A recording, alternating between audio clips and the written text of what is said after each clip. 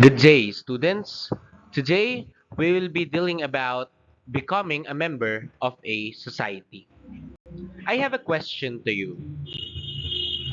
How can you say that you are a member of this society? Paano mo nasabing bahagi ka nito? Paano mo nasabi na parte ka nito? Ano-ano yung mga pamantayan, criteria, characteristic para masabi mong bahagi ka nito? Now, isa-isahin natin. Socialization, values, norms, status, and roles. First, we have enculturation. Basically, when we say enculturation, natutuhan mo. No? How can we say that you experience it, you learn it, you imbibe it, we transmit culture? No? Because there's something we experience in a lifelong process, sa mahabang proseso. Hindi naman isang pitik lang, natutuhan mo na ang isang kultura.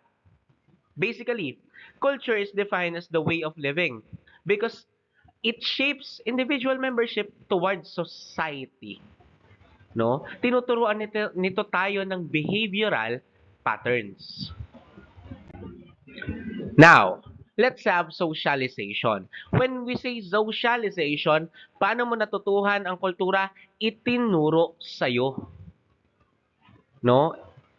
Itinuro sa'yo. The way you understand societal norms, the way you inculcate values, expectation, norms as member of a society, you are a bearer of cultural traits of your society. How? You learn it. Tinuro sa'yo. No? Tinuro sa'yo. Paano pa? Aside from education, conscientization, training, exposure, and experience. Let's have the differentiation of those two ideas. Socialization basically socialize, society, and culturation, culture. Yung isa ay tao, socialization is more on people, and culturation are the things that comprises people of its identity, of course. No? Next, formally teaches people upon birth. Ibig sabihin, socialization, tinuro sa'yo. And culturation, you learn it. For instance, no? Dealing with socialization, a girl learns her fundamental right as a member of society. Bakit niya natutuhan? Itinuro sa kanya. Bakit kailangan matutuhan? That is the goal of the society. Let's move on to enculturation. Example, a young boy develops his ideas about manhood in his culture. The key term here is develop. When we say develop, it is in a gradual process. Ibig sabihin, lifelong learning. Why? Why do we have to learn it? No? Because it is the goal to form an identity. Pagkakakilanlan mo. Remember, when we are dealing with culture, it is your identity. Basically, enculturation and socialization result in identity formation, norms and values, statuses and roles. Let's discuss each. First, identity formation. Basically, it is the formation of identity. It starts when one learns to socialize and be aware of the culture. Kapag natutuhan mo na yung lengguwahe, yung moral, yung norm, identity formation. The formation of yourself, your own identity. Siyempre, of course, when we are dealing with identity, it what makes you a person. Aside from making you a person, it makes you distinct from other people. Because it deals about you. It is a unique characteristics of yours. No? Now, let's move on to the types of identity. When we are dealing with the types of identity, first, we have personal identity. Basically, when we say personal identity, these are the tangible things. Based on senses, you perceive it. Nakikita, nahahawakan, naaamoy, nalalasahan. Skin color, lugar mo, clothing, no, and other factors. When we deal with cultural identity, we are dealing with the things inside you that makes you unique with other people. Your belief system, religion, your style, your way of living, those are the intangible materials that make you unique from other individuals. Now, let's move on to values. In Filipino, pinahahalagahan refers to a society's defined set of what is good and desirable. You, as Filipinos, ano bang pinahahalagahan nating mga Pilipino? Are we for social justice? Are we for feminism? For women, child protection? Are we for poverty elevation, life elevation? According to Lau and Shan, values defined as the standard or ideals with which we evaluate actions. Paano mo nasabi na maganda? Paano mo nasabi na mabuti? That is your values. Kasi iyon yung pinahahalagahan mo. For example, some people regard the family as their most important values. Especially in us, Filipinos. No? We are family-centered according to Medina 2001. So that they can spend more time with their family. Other people might value success instead, no? And give less time to their families. That's why, hindi nakapagtataka, there are many Filipinos who are now single, no? Because they tend to value success. Sabi, dito mo maririnig yung salita na career muna, no? Bago love life. Now, let's have the moral values. When we say moral values, right or wrong? When we say aesthetic, appreciation of beauty. Now, let's see. Ano ba ang pinahahalagahan nating mga Pilipino? What are the things we value as Filipinos? Makikita natin yan dito sa tinatawag nating preamble. No? It summarized the value system of being a Filipino based on our 1987 Constitution. Ano-ano ba yung mga pinahalagahan natin? Independence, democracy, justice, freedom, truth, love, equality, peace. Those things are the things we value as Filipino people.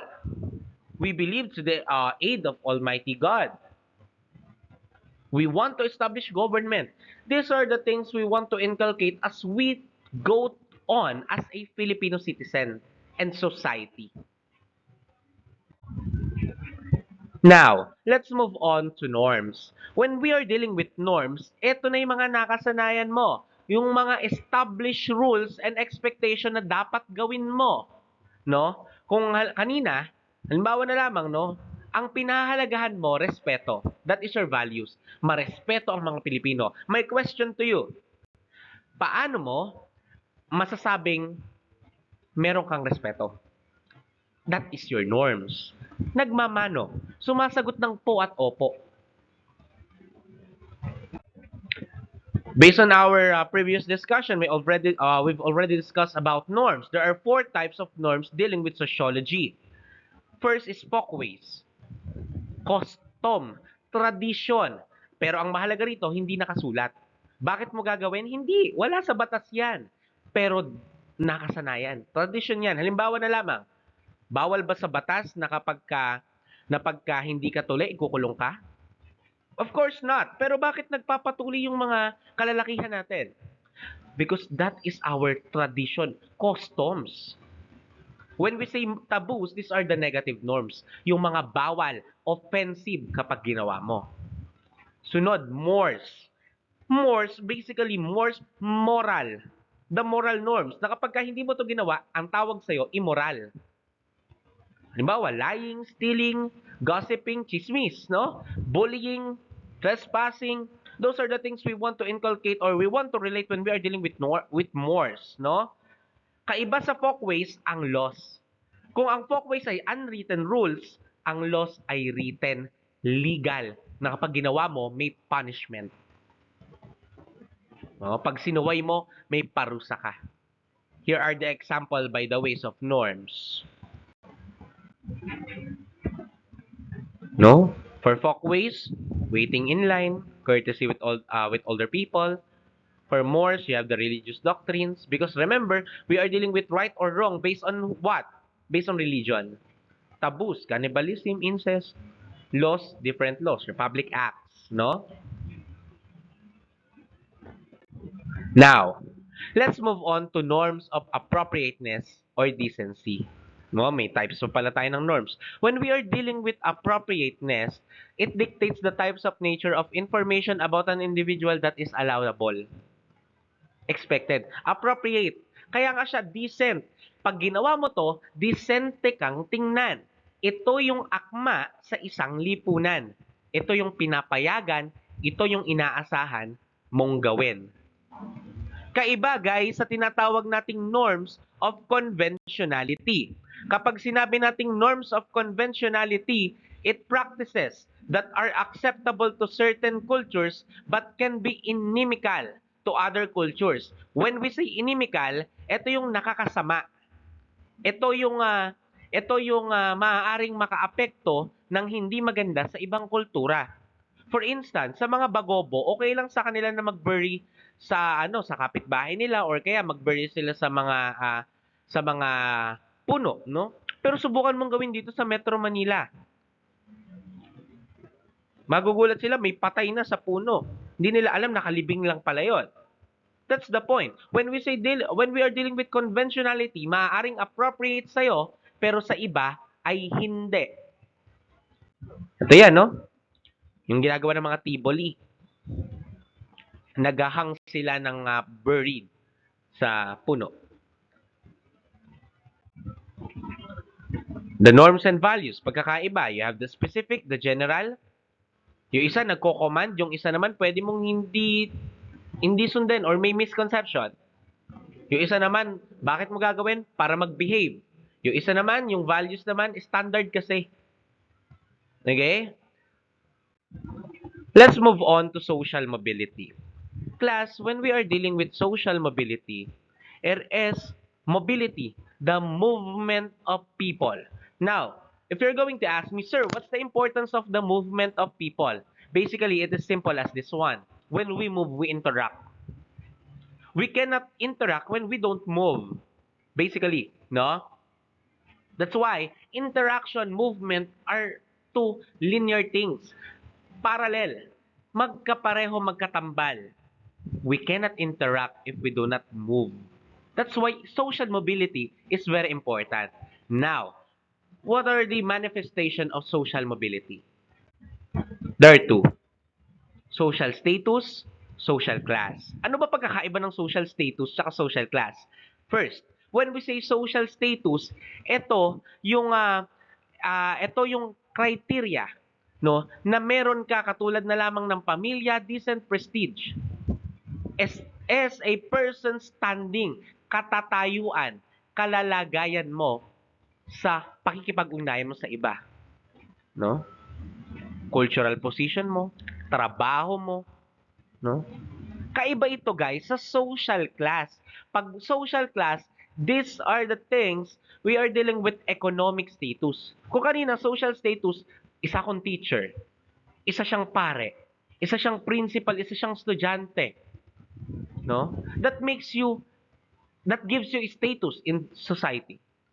But when we are dealing with class, it categorizes you. It divides society based on economic status. No, you have the upper class, the middle class, and the lower class. No? Let's contextualize status. Social status refers to the level of prestige, privilege, and honor someone is perceived to have in society. May high status, may low status. When we say high status, respected. No? Respected. Pag low status, hindi ka masyadong pinapansin ng lipunan, hindi ka masyadong ginagalang ng lipunan. Tanong, saan ba minsan binabatay ang respeto? Minsan sa pananamit. Minsan sa apelido. Minsan sa bahay mo. Because sometimes, social status become influenced by also economic factors. Kung ano yung nakikita sa'yo, kung ano yung kaya mo, doon binabatay ang estado mo sa buhay. Basically, there are two classifications of status. First is ascribed, second is achieved. When we say ascribed status, by birth, likas na sa'yo to nung pinanganak ka. Kaiba nung achieve. Kaya nga achieve, nakuha mo, na-acquire mo, may effort. For instance, in the Philippines, hindi ka naman pagkapanganak, senador ka na. Pinaghihirapan ito bago mo makuha ang posisyon. That's why it is an achieved status. No? Pribilehiyo. Yung ascribed status naman, karapatan mo yun.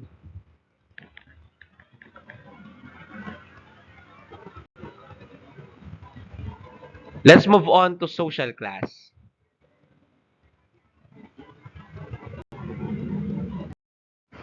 Let's move on to social class. Social class refers to a group of people who have similar socio-economic status, typically determined by factors such as wealth, education, anong nakamit mo, anong estado mo sa buhay based on your economic factors, based on your educational factors, based on your occupational status. No? Basically, those two are related, kaya wag kang malilito, no?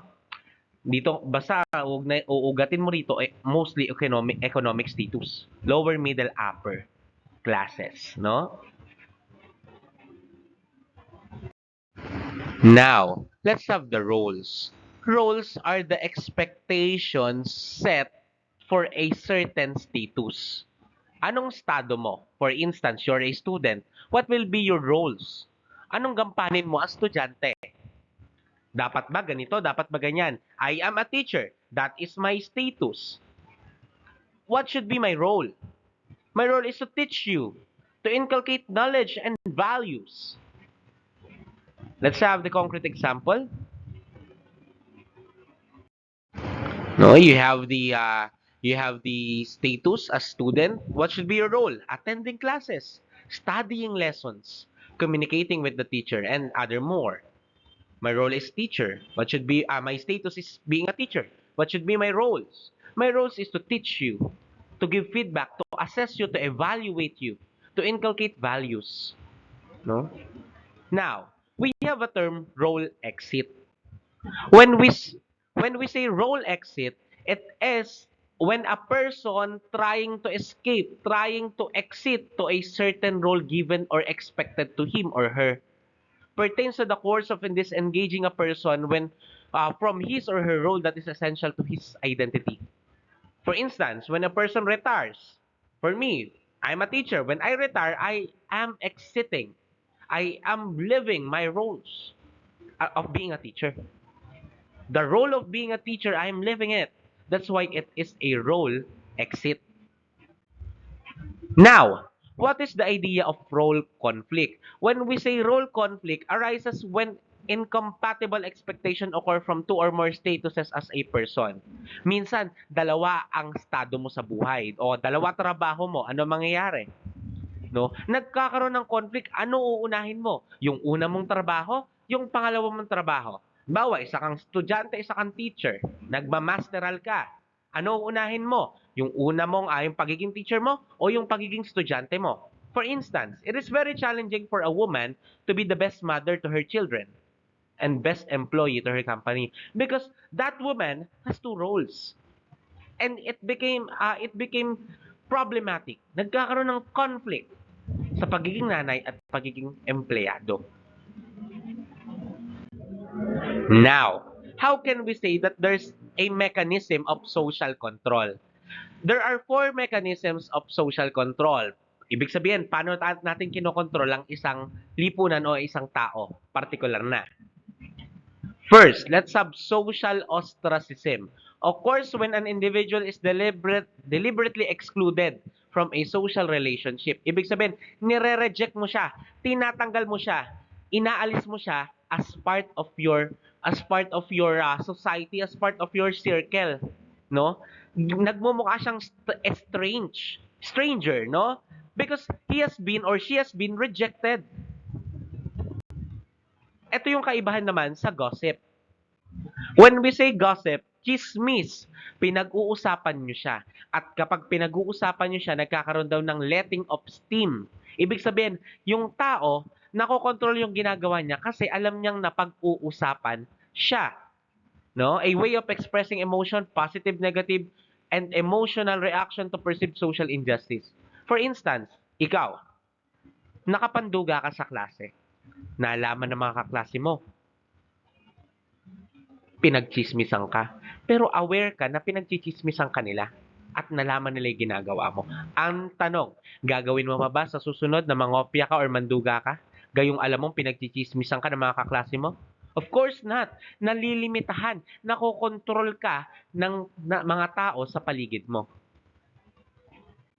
Basically, this is the most or one of the most representation of social mechanism. Law. You won't do anything against the law unless you want to be punished. No? Lahat ng bawal sa batas, hindi mo gagawin yon. Kasi alam mong may kaparusahan yon. At paano mapipigilan kapag paano mapipigilan yung gagawin mo o yung ginagawa mo kapag labag ito sa batas? We have punishment. Dealing with punishment, it is the imposition of an undesirable or unpleasant outcome. Anong gagawin sa'yo? May parusa, may kulong. Dati nga, di ba, meron pa tayong bitay, silya electrica, lethal injection. No? Basically, for those undesirable outcome, we have to limit it by having punishments. Now, let's move on to conformity and deviance. Ano kaya yung pagkakaiba ng dalawa na to? Basically, you will see this on your social experiment, the conformity and deviance. Now, conformity. When we say conformity, conform, ibig sabihin, nakikihalubilo siya sa nakasanayan ng karamihan, conventional. Is defined as state of having internalized norms. Ibig sabihin, when we say conform, likas na sa atin, alam natin na ito yung dapat gagawin natin. Why? Because it is the social expectations. Ito yung inaasahan sa'yo. Dapat alam mo kung ano yung inaasahan sa'yo. Ito yung kaibahan pag deviancy. Deviance. Pag deviance, you break the behavior. You break the rule. You fail to conform. Now, there are two types of deviancy. You have the formal deviance and informal deviance. Pag sinabi mong formal deviance, ito yung may kaso. Ito yung mapaparusahan ka sa batas. Robbery, theft, rape, and other for you to be categorized as criminal. Why informal deviance? Ito naman yung wala naman nakasulat sa batas. Pero mind you, alam mo na bawal. No? Alam mo na hindi mo pwedeng gawin. Alam mo na pag ginawa mo yon may sisita sa'yo at baka maaring mapahiya ka pa pag sumalungat ka sa nakasanayan. No? Let's have the deviant behavior in sociology. Let's have the example of formal informal deviance, no? Formal theft, yun nga, basta related to laws. Formal deviance. When we say informal deviance relating to culture, swearing at your teacher, cheating in an exam, breaking taboos, hunger strikes, rudeness, speaking out of turn. Una, hindi ka naman makukulong pag nandaya ka sa quiz ng teacher mo. But you know, you'll be punished. No? Again, ang pinakamahalagang distinction, when we say formal deviance, breaking laws. When we say informal deviance, breaking social norms. You understood? And that is the end of our last lesson before your examination. Thank you very much.